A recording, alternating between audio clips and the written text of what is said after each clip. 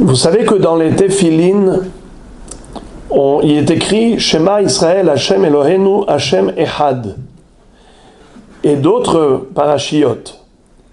Mais dans les Téphilines d'Akadosh Baruch Hu, comme dit la Gemara, que Dieu également porte les Téphilines. Car au moment où Moshe Rabbeinu a demandé à Dieu de lui apparaître, il lui a dit « Tu ne pourras pas voir ma face, mais tu pourras voir l'arrière. » Et qu'est-ce qu'il a vu derrière Hachem, si on peut ainsi dire? Kesher shel Téphilin, le lien, le nœud des Téphilines. Qu'est-ce que cela signifie et représente? Et qu'est-ce qui est écrit dans les Téphilines d'Akadosh Baruch Hu? Il est écrit là-bas Mikeramcha Israël, Goy Ehad Ba'aretz, qui est, comme ton peuple Israël, un peuple unique sur terre. Dieu dit, vous avez proclamé mon unicité, moi je proclame également la vôtre. Vous êtes unique au monde. Il n'y a pas comme le peuple juif. Ce peuple qui a répondu sans hésiter, oui, quand Dieu lui a proposé la Torah. Il ne savait même pas qu'est-ce qu'il y avait écrit dans cette Torah. Tellement dévoué, tellement prêt à tout donner à Dieu, qu'ils ont répondu, on est prêt à tout pour toi. Eh bien, ça a créé un lien entre Akadosh Baruch Hu et Am Israël, de manière à ce que Akadosh Baruch Hu dit, je ne me sépare jamais de vous, comme vous, vous ne séparez jamais de moi. Alors, pour matérialiser cette idée, Akadosh Baruch Hu nous a donné la mitzvah des Téphilines, c'est-à-dire qu'on attache à notre corps le nom de Dieu. Et il figure combien de fois le nom d'Hachem dans les Téphilines? 21 fois dans les Téphilines Shel Yad et 21 fois dans les Téphilines Shel Rosh. Ça veut dire que quand on porte les Téphilines, on a 42 fois le nom d'Hachem sur nous. Lorsque Moshe Rabbeinu a demandé à Dieu, et si Israël me demande, comment s'appelle-t-il Dieu qui t'a envoyé pour nous libérer, pour nous délivrer? Il lui a dit, dis-leur, Ehyeh, Asher Ehyeh, Shelachani Alechem. Je serai celui qui sera, m'a envoyé vers vous. Rashi explique, je serai avec vous dans d'autres galouyot, dans d'autres exils, comme je suis avec vous dans cette galoute. Alors, Moshe Rabbeinu va dire à Kadosh Baruch Hu, faut-il que je leur annonce qu'il y aura encore d'autres exils après cette délivrance? Alors il lui dit, en effet, dis-leur juste, Ehyeh, Shelachani Alechem. Ehyeh, imahem begalout zo. Ne parle pas des autres galouyot. Mais, Ehyeh, je serai, la valeur numérique, Aleph, Ehe, Yud, Ehe, ça fait combien? 21. 21 fois. Ehyeh, Asher Ehyeh. Akadosh Baruch Hu dit, je serai celui qui sera avec vous toujours. Je vous porte sur moi, dit Hachem. Le Kesher Shel Téphilin, je vous lie à moi. Et c'est comme ça que nous dit la Gemara, pourquoi toutes les nations du monde nous craindront? Parce qu'elles verront Téphilin chez Barosh, les Téphilines de la tête. Et vous savez que quand on porte les Téphilines de la tête, obligatoirement, on a les Téphilines de la main. On ne peut pas porter les Téphilines d'abord de la tête, ensuite du bras. D'abord du bras et ensuite de la tête. C'est comme ça qu'on a le Ehyeh, Asher Ehyeh. C'est comme ça qu'on a les 2 fois 21. Et la Gemara nous dit dans Masechet Kiddushin,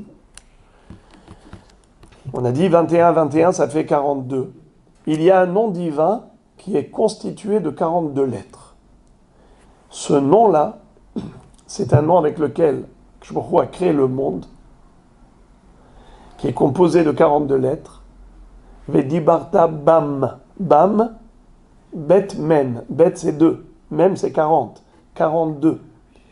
Il y a exactement 42 mots dans le schéma Israël, depuis Shema jusqu'à Ubisharecha. Vous avez ici, dans la Gemara Kiddushin, la Gemara nous dit comme ça. Shem ben Arbaim Ushtaim Otiot, le nom qui est composé de 42 lettres, En Mosri Noto, il ne faut pas l'enseigner, Et là, les michetza noa, qu'à celui qui est discret, ve'anav, humble, omed b'chatzi yamav, qui a déjà dépassé la moitié de sa vie. Combien c'est la moitié d'une vie? Si on va d'après l'âge moyen, je ne parle pas de Netanyahou, Baruch Hashem, c'est le double, mais l'âge moyen, c'est 70 ans. La moitié, c'est 35. Donc la majorité, c'est 36. Alors il faut d'abord qu'il soit Omed B'chatzi Yamav, ve'eno koes, ve'eno mishtaker, ve'eno ma'amid al midotav. Il ne faut pas qu'il soit coléreux, il ne faut pas qu'il soit ivrogne, et il ne faut pas qu'il soit non plus quelqu'un qui est trop strict, trop rigoureux, pour pas qu'il se serve de ce nom, chas v'shalom, par colère, de se venger, chas v'shalom. Chol hayod'o, ve'zahir bo, meshamro betahara, celui qui le connaît, ce nom, il fait attention de respecter avec pureté ce nom, ahuv lema'ala, benehmad lemata, il est aimé là-haut, il est apprécié en bas, ve'emato, mutelet à la biriot, et les gens le craignent, venochel shene olamim, et il héritera les deux mondes, à olam hazeh et à olam haba, ce monde-ci et le monde futur. Quand on porte les téphilines chez le Roche, pourquoi les nations du monde nous craignent? Parce qu'on a 42 fois le nom d'Hachem qui correspond au nom de 42 lettres. Dont dit la Gemara, celui qui le connaît, Emato mutelet à la biriot. Les créatures le craignent, le respectent. Eh bien, quand on a téphilin chez Baroche, voilà pourquoi il est dit dans la Gemara, Vera ou kol ameharetz ki shem Hashem nikra alecha biyaru memeka. Toutes les nations du monde verront que le nom d'Hachem repose sur toi, elles te craindront. On peut développer, mais j'avais dit 2 minutes. Mais il y a téphilin chez Yad, téphilin chez le Roche. Quelle est la différence entre les téphilines de la main et les téphilines de la tête? C'est que les téphilines de la tête sont visibles. Celles de la main sont cachées.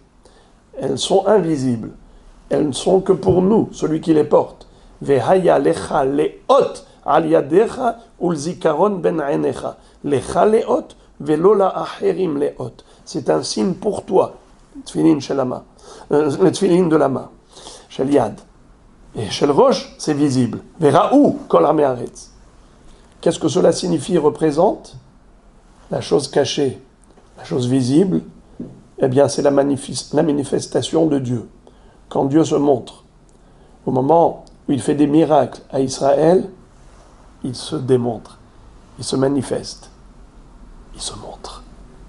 Quand il protège Israël en cachette, eh bien, c'est invisible. Dieu, à ce moment-là, est invisible. Parfois, il montre à tout le monde comment il nous fait des miracles. Parfois, il ne le montre pas, mais ô combien de miracles. Vous savez, quand il y a eu l'histoire des beepers, alors tout le monde a vu que l'Armée Israël, c'est un peuple unique. Quand il y a eu 391 bombes qui sont arrivées d'Iran, qui n'ont même pas chatouillé Israël, tout le monde a vu qu'Israël est un peuple protégé.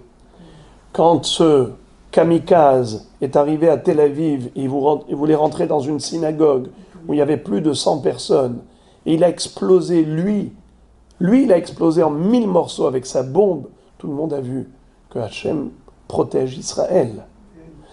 N'est-ce pas? Ça, il se montre. Mais, parfois, on a l'impression, où est Dieu? Eh bien, figurez-vous que même dans le Esther Panim, il y a la protection divine. Le 7 octobre, à Simchat Torah, il y a eu un déchirement de cœur de tout Israël, de par le monde, par rapport à ce qui s'est passé. Une petite Shoah. Mais une petite Shoah. Ça aurait pu être une grande Shoah. Parce que le plan initial, c'était une attaque par surprise d'Israël le jour de Simchat Torah. Provenant du Hezbollah, provenant du Liban, provenant de Gaza, de Hamas, provenant des Houthis, provenant de l'Iran, provenant de la Syrie, et tous les proxys, tous ceux qui font partie de ce groupe de gens hostiles à Israël, ils s'étaient donné la main. D'ailleurs même, ils étaient tous en colère. Pourquoi Hamas a pris les devants? Mais Hamas ne sait pas pourquoi il a pris les devants. Akadosh Baruch Hu lui a semé cette idée pour réduire la Shoah, pour pas que ce soit Chas v'Shalom un coup fatal duquel peut-être que Chas v'Shalom ça aurait été pire que la guerre de Kippour, où personne ne s'y attendait. Personne n'avait pris au sérieux les informations. Tout le monde était à droite et à gauche. Personne n'était prêt pour la guerre. Même lorsque il y a eu juste quelques milliers de terroristes qui sont venus attaquer ces villages, ces danseurs, ceux qui faisaient toutes sortes d'événements, eh bien, l'armée n'était pas là. L'armée n'était là que 10 heures après, 12 heures après. Trop tard. Imaginez-vous, c'est Chas v'Shalom. C'était comme ils avaient prévu. Dieu est intervenu, même lorsqu'il a voilé sa face. Il n'a pas abandonné Israël. C'était Tfilin Shel Yad. Ce n'était pas Tfilin Shel Rosh. Mais quand on a vu après des miracles et des miracles, eh bien là c'est Tfilin Shel Rosh. Je terminerai avec une histoire. Un jour, les élèves du Gaon de Vilna se sont fait agresser par des voyous. Ils étaient en train d'étudier dans le Beth Midrash. Le Gaon de Vilna a ouvert sa fenêtre. Les voyous, ces goïms là, dès qu'ils ont vu le Gaon de Vilna, ils ont pris une peur bleue, ils ont été saisis de panique, ils ont pris la fuite. Après, les élèves ont vu ce miracle, ils ont dit au Rav, Rabbeinu, mais comment vous les avez fait fuir? Il a dit, mais c'est écrit dans la paracha de Kitavo, Vera'u kol amei haaretz ki shem Hashem nikra alecha veyare'u mimeka. Et la Gemara dit, Elu tefilin shebarosh. Ils ont vu mes téphilines, je portais les téphilines. Eh bien, ils ont eu peur, comme dit la Gemara. Alors, ils lui ont dit, mais nous aussi, on portait les téphilines. Pourquoi ils n'ont pas eu peur? Il leur a dit, il est écrit, téphilines chez Barosh, pas téphilines chez Al-Harosh. Les téphilines qui sont dans la tête, pas seulement sur la tête. Sur la tête, mais si on est déconnecté des téphilines, on peut les avoir sur soi, mais on n'a pas intégré ce qui est écrit dans les téphilines. Quand on met les téphilines sur la tête, c'est pour réaliser tout ce qui est écrit dedans. On doit l'intérioriser. On doit l'avoir dans notre cœur. Donc ça doit être baroche, pas seulement à la roche. Donc il leur a dit en souriant, il faut, quand vous portez les téphilines, réaliser tout ce qui est écrit dedans. Le Shema, Ve'ayam Shamoa, Ve'haya ki Kadesh li kol bechor, Ve'haya ki yeviacha. Et donc, voilà, en se souvenant des miracles de la sortie d'Égypte, on se remplit de Emouna, car celui qui nous a accompagnés depuis la veille des temps ne nous lâchera jamais jusqu'à la fin des temps. Ken Yehi Ratzon.